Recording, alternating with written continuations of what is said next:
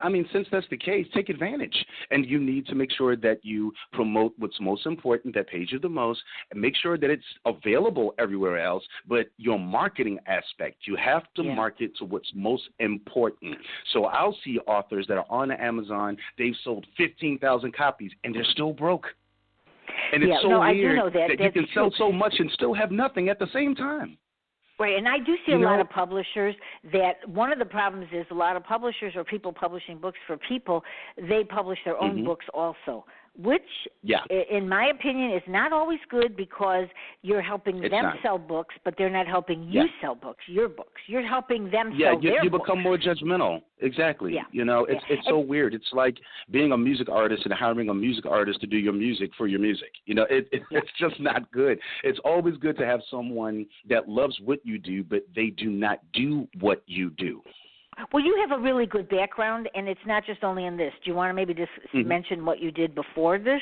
Because it's you had a very good job that really showed you a lot of things that other people may not, know that you know. Well, I worked for a few major labels. You're talking anywhere from the Universal, Sony Records, things like that, and I had to do their marketing. So we had a company called Media 7. And what we would do their mass media, marketing, sales, and advertising for the artists. Now, mind you, it's so strange to me, but there's a reason why a lot of music artists can actually open a perfume line or open a clothing line or some other business. And the reason being, in all honesty, everything has the exact same marketing procedure. The only difference is the product. Right. So when you're looking at the product, then it has to alter a particular way. But in all honesty, they have the same platform. So when you're into music and you know what you're doing and you know how to market and you know how to do all of these things, then if you say, I think I'm going to sell T-shirts, you'll be a master at it because all you did was remove the CD, replaced it with a T-shirt, did the exact same strategy, and everything works out. So that is the reason why every major recording artist has perfumes and clothing lines and all this great stuff because to them it's the same thing they've just done. They just replaced the product. So doing that for marketing for 13 years under these companies, it's so strange to me how when you're looking at self-published authors, there is a conspiracy or something going on, I'll be honest, because there are only 4 companies like us in the world. So that being the case, it's very difficult, and they're not giving the information out because if they did, you wouldn't need them. So what they're doing is they're benefiting from your lack of knowledge. They're benefiting from it. Yeah. I think, I think that this is, that's what the show is about. This is actually the bare truth because I think that, sometimes you don't want to believe this. All right, now let's talk about something that is important is that you went international. And so, and the international market is, like, I'll know if I put a Facebook ad on, I put international, I do a lot of different companies. I'm a country because I feel like they're out there. So what internationally is good? I mean, I think it's a good thing. Tell everybody why that would be good for them to sell books internationally. Well, let's just do a quick breakdown. When you really look at it, the United States, within all 50 states, is only one country. Right. Now, you're comparing that to over 160 countries. Right. So when you're looking on that type of scale, that's the difference between saying, I'm going to ask one individual for $50,000 or I'm going to ask 50,000 individuals for $1. So when you look at it on that aspect, it's kind of difficult not to do well because of the mass scale of your advertising. So when you're dealing with the United States, or I'll give you a good example, the United Kingdom. The United Kingdom, they're not as political as the United States when it comes to books. They're not as political as we are here. So here you have to do so much, and you have to give an arm, a leg, and cut off a few ears, and it's so difficult in the U.S. But when you're in the U.K., you can simply say, I have a book, and they say, great, let's put it in our stores. I think that's amazing. Very true. Right. It is because a lot of authors do really well in the UK, and I noticed that on my Audibles with the books, which we'll get to in a few minutes, maybe the Audibles, like that is, a lot of the people that do the Audibles, they are from the UK, and their accent, they can do different accents. I happen to like that accent, so but they do it very differently there than here.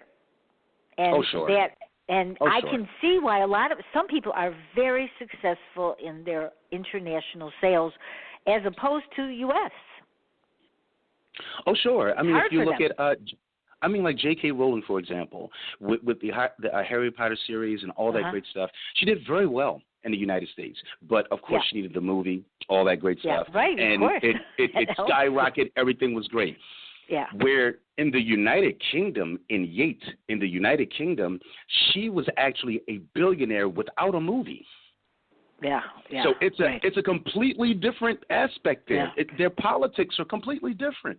So by the time it came here, it's like, oh my gosh, Harry Potter, oh, this is so great. You're talking to a billionaire and you never knew who she was, because automatically over there it's not as political. They're more receiving. They like to read. Yeah. They don't care about the things we care about. So the route to success is to just keep no stone unturned. Constantly keep promoting. So Put what it program would they everywhere. use of yours? What would they say? What program would they use of yours that would get them known more internationally? Well, any of the products that we sell, because everything is a la carte. So it's all broken down so you can decide with whatever's good for you. So they're necessarily not packages. They're all a la carte. When you pick the one that you want, after you pay for it, it's going to take you to a side of the website where you fill in the blanks, the name of your book, your links, things like that, and then you suggest where you'd like to advertise it. And then once you say that, then we know exactly where to place it. Because I'm considering it a package, but like for the Facebook is separate, right? And for like I'm doing another one with the website. I'm in the middle of right now. Exactly. So you have it broken down into different things, so the person like myself can say like, okay, let's see what's going on Facebook, or let's say what's going on with the websites, or let's say, and you talked about something when we talked the first time was about blogging and how important blogging is. Now, you said the Kindle blog. What do you mean? The Kindle blog is a whole different type of a blog? Yeah, Kindle blogs are technically, when you're looking at the Kindle blogs, they are strictly Amazon. Strictly. Okay. When you're looking at dealing with book bloggers, it's Amazon and anyone else who writes in your type of genre. So book blogger marketing is awesome. I love that package due to the fact that we deal with hundreds of bloggers that have thousands of readers, and it's within your genre. So if you say, I have this book and it's romance or it's this or it's that, then we take your information and we shoot it to all of those guys, those hundreds of guys who are monitoring your type of genre, and they post it to give it to their readers, which ultimately brings a flood toward every link or whatever link you submitted. So it's good to have that. I think that's an important thing, because I know, and so that's really important, because a lot of the bloggers, let's say you write children's books, which you and we've talked about. I get nowhere on those, because everybody goes, well, nobody does children's blogs. All right, so that's one of the problems. People are stopping because they're going, and Virginia and I, which you had heard at the beginning, Virginia is my partner in this. We've done this for 7 years. I do a lot more of the show. She does a lot of other things with the with our websites and things like that. But you know, we think the same. And see, that's an interesting thing. We're going to bring back probably like something more for the children's, because when we started out doing radio shows, we had tons of authors that were doing children's books. Now I see nobody out there, and I'm thinking that's because they just all left, and they have very good books, except for one place, which was Magic Blocks. They have a thing, they're a company where people buy the service for like monthly, and then they have the audio on there, and they also have, someone, all your books are there with an audio, and so they're still out there. But nobody else that we know, and all of the blogs that she worked on this for years, the children's, nothing. Yeah. So I mean, that would be a good thing for people to do, to target the audience. I'll tell you, the thing that's difficult about children's books, and it actually separates from any other genre, the thing about children's books, the hardest thing that I think authors may not understand is that the book is for the child, but the marketing is for the parent. Yes, I know. So it's a different style of marketing, because kids don't have jobs. So that being the case, you have to market directly to the parent. Same with the audio books. The audiobooks, it's like, nothing, it's not selling right. I do believe that the audiobooks, I love them, and I do believe that if people just hang in there, which when you are on ACX, which is Audibles, you have a contract for like 6 years. So I think they knew when they're doing this that this is going to take time, to get this out there. But I think, and you're right, though, specifically that because, like, let's say I have a show, and it's all women on the show. They're women marketers, and they're whatever, or they're women authors, and none of them. They don't talk about children at all, nothing, zip. And then, so you can't sell them to them. So you can't sell it to people you know. You have to do something with the children's books that is not with people you know on Facebook. They're not buying them for their kids. They don't care. Even free, they don't want it really is the target. It's very true. It's very true. When you're dealing, and this is why a lot of authors, they stray away from children's books. And it's so weird because almost 30% of all self-published authors actually started doing a children's book. The children's book did not work out. So they decided to do something different because they thought it was the book. It's not the book. It's the style of marketing. So you have the Dr. Seuss's. You have all these guys. They're doing very well. Scholastic is incredible. So the reason why these guys are doing well is because they understand the book or the product is for the child, but the marketing is for the parent. So it has to be done a particular way. So it's difficult to talk to a parent in child language. They're not children. So they have to be subjected and spoken to on an adult level with someone who has children. It's a specific style of marketing with the right wordplay to actually make them say, hey, this is great. I should buy this for my child. Yes, and that is it's impossible for all these people and they're all gone. I mean, they really are. So Virginia and I thought, like, oh, wait, we're going to try this again. And Virginia and I, both of us, tried different services, and I got nothing, zero. We both tried. And because we have different kinds of books, but we tried with the children's, and neither of them, and we won't say their name, but we'll never use them again, and we won't promote them because they did not, it cost us money because we had to send it to like Australia and everywhere because these people, they just really wanted to read the book. They didn't want to do anything with us. They didn't care. So so then if people, like, I don't give up, neither does Virginia. I certainly don't give up. I've done this for years. So if you give up, then you're never going to know. But so let's say I am going to try to do something with the children's books, probably with your company, because it'll go to a different market. Then it's because this is a waste here. It's wasted. I know the kids. We'll target out the market. Yeah, of course. Yeah. I mean, if you think about it, I mean, it's so weird because, and like I said, it's a very tough subject. But let's say, for example, let's just look at it psychologically. There are more children in the world than adults.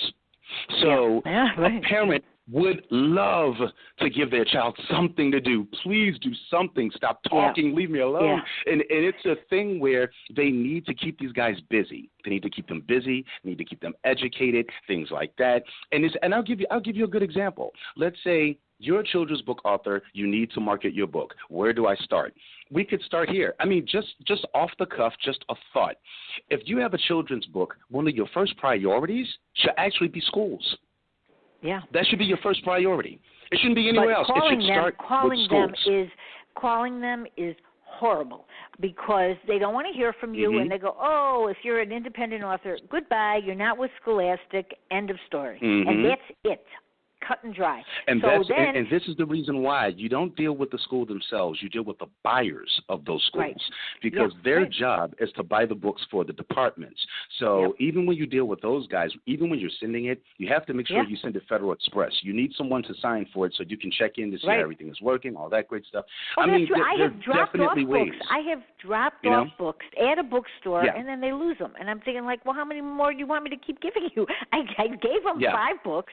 Then I leave. Yeah. I call them, and they go, well, somebody probably took them home because, they weren't logged in, so somebody has 5 children's books, but they're not in that bookstore. Well, but that is what happens because they look at you, and you have to be able to overcome the fact that people think independent publishers are people that nobody else would take. That is not true.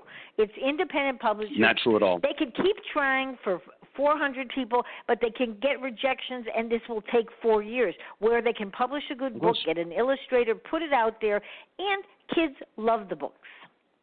Sure. Of course, it's all about them at the end anyway. So Yeah. when